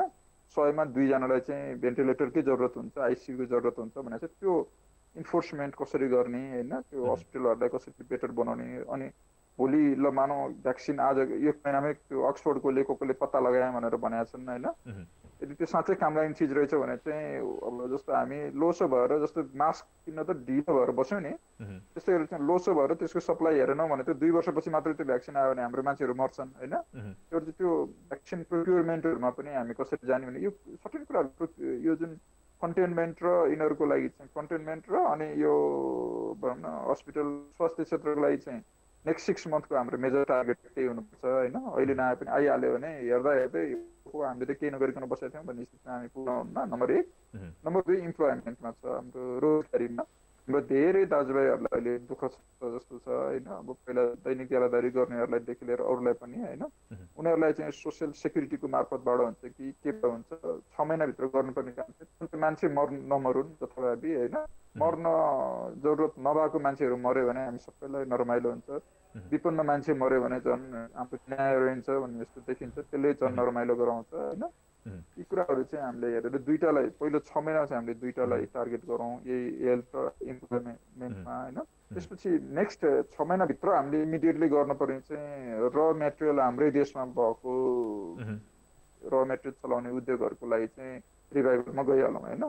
त्यो भनेको एग्रिकल्चर बेस्ड उद्योगहरू, एग्रो प्रोडक्ट बेस्ड उद्योगहरू। अनि यसको लागि चाहिँ विशेष चाहिँ अब यो उद्योगहरूको प्रमोसनको लागि चाहिँ तपाईँले आफैले चाहिँ अब जुन आउन लागेको आगामी बजेट छ त्यसमा चाहिँ सरकारको कस्तो खालको बजेटको आशा गर्नुभएको छ, कस्ता कस्ता क्षेत्रहरू चाहिँ हाम्रो प्रायोरिटीका क्षेत्रहरू पर्नुपर्छ भन्ने तपाईँलाई लाग्छ? बिग इन्डस्ट्री केसमा कि मैले भनेको देखि बाहिर होइन 6 महिनाभित्रको लागि चाहिँ हाम्रो देशको आफ्नै र मेटेरियल युज गर्नेहरूलाई हामी सबै प्रमोट गरिरहेका हुन्छौँ होइन। तिनीहरूमा जानुपर्छ, तर बिग इन्डस्ट्रीहरूमा चाहिँ गर्नुपर्ने तरिका अर्कै हुन्छ। एउटा जस्तो मैले एक्जाम्पल दिने गरेको एउटा चाहिँ के छ भन्दाखेरि 49 सालमा हामीले के गरेको थियौँ भने across the board 2% interest rate पठाइदियौँ। सरकारले चाहिँ यो क्राउड आउट नगरोस् भन्ने हुन्छ कि निजी क्षेत्रलाई चाहिँ निजी क्षेत्रले ब्याङ्कबाट लोन लिने हो, सरकारले नै ब्याङ्ककै पैसा लिएर चाहिँ खर्च गरिदियो भने निजी क्षेत्रसँग पैसा हुँदैन र तुरुन्तै लिक्विडिटी क्राइसिस अगाडि बढ्छ होइन। त्यही भएर चाहिँ यदि तपाईँले 2049 सालमा चाहिँ जुन त्यो मैले 49 साल किन लिन्छु भने त्यो वर्ष चाहिँ नेपालको अहिलेसम्मको हिस्ट्रीमा सबभन्दा बढी उद्योगहरू दर्ता भएको र सबभन्दा बढी इम्प्लोइमेन्ट जेनेरेट गरेको भनेर भन्छौँ होइन। त्यसमा चाहिँ के गरिरहेको थियो भन्दाखेरि निजी क्षेत्रको एक्सेस टु क्रेडिटलाई चाहिँ कुनै पनि हालतमा सरकारले बोरो गरेर त्यसलाई सङ्कुचित नगराउने क्या, त्यसलाई निजी क्षेत्रले चाहिँ पैसा पाउने चाहिँ सिचुएसन गराइदिने होइन। त्यो चाहिँ म्याक्रो इकोनोमिक अब मोनिटरी साइडको रुल भयो होइन। अनि अर्को यदि हाम्रोमा अहिले इमर्जिङ अपर्च्युनिटी के देखिएको छ भने यदि बिजुलीको प्रोडक्सन अलिकति मतलब हाम्रो के छ भने इनफ छ कि जस्तो देखिन्छ होइन। यदि बिजुलीहरूको चाहिँ कन्जम्सन बढाउने गरेर केही उद्योगहरूमा चाहिँ फेसिलिटी दिने हो भने त्यो दिन नै सकिन्छ। तर त्यस बाहेक के छ भन्दाखेरि हाम्रो ओभरअल औद्योगिक वातावरणमा चाहिँ एउटा मिनिङफुल हस्तक्षेप गर्नुपर्ने छ होइन। गएको 2 वर्षदेखि नै एकदमै राम्रो 2/3 बहुमत स्थिरता ह्यानत्यान भएको सरकारले पनि कसो भने औद्योगिक वातावरण चाहिँ स्टिमुलेट गर्न सकेका छैन होइन। त्यसका चाहिँ धेरै कारणहरू छन् त्यसमा, किन विदेशी लगानी आएनन्, किन स्वदेशी लगानी आएनन् यताउता भन्नेमा चाहिँ के छ भन्दाखेरि हाम्रो पोलिसी नै खालि ट्रेडिङलाई बढी इन्करेज गर्ने, ट्रेडिङ र उद्योग धन्दा गर्नेलाई बराबर ट्रिटमेन्ट गर्ने होइन। त्यो गर्नाले धेरै धनीमानी भनेको नि सबै एकदमै सामान यता ल्याएर यताको उता गरेर मात्र पैसा कमाउनेहरू भइदिए होइन। त्यही चाहिँ ट्रेडर र इन्डस्ट्रियलिस्टहरूको बिचमा एउटा क्लियर डिस्टिङसन गर्ने, ट्रेडिङलाई सकेसम्म डिस्करेज गर्ने, हाम्रो देशभित्र उद्योग धन्दा खोलेर मतलब मान्छे टाँट हुँदाखेरि पनि उनीहरूलाई उत्रिने वातावरण बनाउने, सानो एग्रिकल्चर बेस्ड उद्योगहरू जुन छ जस्तो चितवनतिरको पोल्ट्री फार्मरहरू अहिले साह्रै चित्त दुखाइ छ होइन। सानो दुधहरूको इन्डस्ट्रीहरू जसले गर्छन् नि होइन तिनीहरूलाई इन्करेज गर्ने होइन। विश्वजी अब यही कुरामा चाहिँ मैले जोड्न चाहेको चाहिँ अघि आनन्दजीले पनि भन्नुभयो अब जुन चाहिँ लेबर सर्प्लसको जुन सिर्जना हुनसक्छ अब अहिलेको अवस्थामा जो विदेशमा रहेका नेपालीहरू चाहिँ नेपालमै फर्किन सक्ने अवस्था छ त्यसलाई चाहिँ एग्रिकल्चर क्षेत्रले मात्र चाहिँ अब्जर्भ गर्न सक्दैन। सो यो तपाईँको विचारमा चाहिँ जो तुरुन्तै विदेशबाट आउनुहुन्छ उहाँहरूको लागि चाहिँ कस्ता कस्ता उद्योगहरूले चाहिँ तुरुन्तै उहाँहरूलाई चाहिँ रोजगारी दिन सक्नुहुन्छ, उहाँहरू भनौँ उहाँहरू आफै सेल्फ इम्प्लोइड हुनुको लागि चाहिँ कस्तो पोसिबिलिटी कस्तो उद्योगहरूको चाहिँ अवधारणा चाहिन्छ? होइन यदि तपाईँ विदेशमा गएर जान लागेको मान्छेहरू सेल्फ इम्प्लोइड हुनलाई हो भने चाहिँ एकदम स्मल बिजनेसहरू मात्रै हो होइन। किनभने उहाँहरूसँग धेरै पैसा भएको भए त they wouldn't have gun outside भन्ने हुन्छ होइन। त्यो भएको हुनाले उहाँहरूको लागि चाहिँ एसएमइजहरू हो, एसएमइजहरूको इन्ट्रेस्ट रेटहरूमा अब अहिले हाम्रो कस्तो एग्रिकल्चरमा होइन deprive sector loan agriculture loan भनेर केही लोनहरू छन् होइन। तर इन्ट्रेस्ट रेटहरूमा हामीले हेरिदिने हो। अनि अर्को कुरो के भन्दाखेरि उद्योग दर्ता गर्न होइन, इन्कम ट्याक्स तिर्न त्यसमा लफडा नपारिदिउँ, सजिलो बनाइदिउँ होइन। त्यो भन्ने हो त्यो सानोहरूको हकमा चाहिँ। अनि अर्को चाहिँ हामीले गर्न सक्ने के हुन्छ भने त्यो सानोलाई स्मल माइक्रोलाई स्मलमा ग्रेजुएट कसरी गराउने, स्मलमालाई मिडियम साइजमा कसरी ग्रेजुएट गराउने होइन। अनि यस्तो गर्नुपर्ने हुन्छ। तर यी सबैको लिमिटेसन केले बनाइदिएछ हाम्रो देशमा भने सरकारको अकर्मण्यता। कुन सेन्समा भन्दाखेरि यो सरकार मात्र होइन लामो समयदेखि नै हामीले जनता जोड्न पर्ने थियो। जोड्यो भने मार्केट ठुलो हुन्छ। जस्तो यहाँबाट मैले हेर्दाखेरि पूर्व चितवन 1 घन्टामा पुग्नु पर्ने हो। कुनै पनि अलिकति विकसित देशमा चाहिँ तपाईँको एउटा सानो सुरुङ त्यो मजुमटारबाट शक्तिखोर बनाइदियो भने पूर्व चितवन ठ्याक्कै 1 घन्टामा पुग्छ यहाँबाट होइन। पश्चिम चाहिँ 2 घन्टाभित्र यहाँबाट तपाईँ बुटोल पुग्नु पर्ने हो, 2 घन्टाभित्र पोखरा पुग्नु पर्ने हो, रोडहरू चिटिक्कको हुनुपर्ने हो, अनरिलायबल हुनु भएन होइन। यहाँबाट वीरगञ्ज 2 घन्टाको डिस्टेन्स हो होइन। सबै हेर्दाखेरि 2 घन्टाभित्र तपाईँको अलमोस्ट 2 करोड मान्छे भयो भने उद्योग धन्दाहरूले चाहिँ वात्तै बढ्ने मौका पाउँछ नि कि ग्रोथ हुने मौका पाउँछ होइन। अनि बाटोमा तपाईँ रेस्टुरेन्ट खोल्नेहरूले चेन रेस्टुरेन्ट खोलेर एकदम भरेर माथि जान सक्छन् होइन। फुडहरू यताको उता ल्याउन सक्ने हुन्छ। यी सबैको लागि के भने तपाईँको निजी क्षेत्र मात्र यहाँसँग अझै धेरै कुरा गर्न मन थियो, समय अभावले धेरै कुरा गर्न सकिएन। यो महत्त्वपूर्ण जानकारीका लागि यहाँलाई धेरै धेरै धन्यवाद। थ्याङ्क्स। आजको हाम्रो कार्यक्रममा चाहिँ अब हामीले अर्थतन्त्रमा चाहिँ पर्न सक्ने प्रभावबारे धेरै विचारहरू सुन्यौँ। अब आगामी दिनमा चाहिँ कस्ता कस्ता क्षेत्रहरूमा चाहिँ सरकारले के गर्न सक्छ त्यो बारे पनि सुन्यौँ। तर अहिले चाहिँ आजको दिनमा चाहिँ हामी पर्खर हेरेको अवस्थामै छौँ र आशा गरौँ जुन आगामी बजेट आउन लागेको छ त्यसै चाहिँ यो धेरै कुराहरूलाई चाहिँ सम्बोधन गरोस्। पक्कै पनि सुप्रल हामी कार्यक्रमको अन्त्यतिर पनि आइपुगेका छौँ। भोलि फेरि नयाँ विषयका साथ हामी पुनः उपस्थित हुने नै छौँ। त्यतिन्जेलसम्मका लागि साथी सुप्रलसँगै म नवराजलाई पनि बिदा दिनुहोस्। Stay home, stay safe.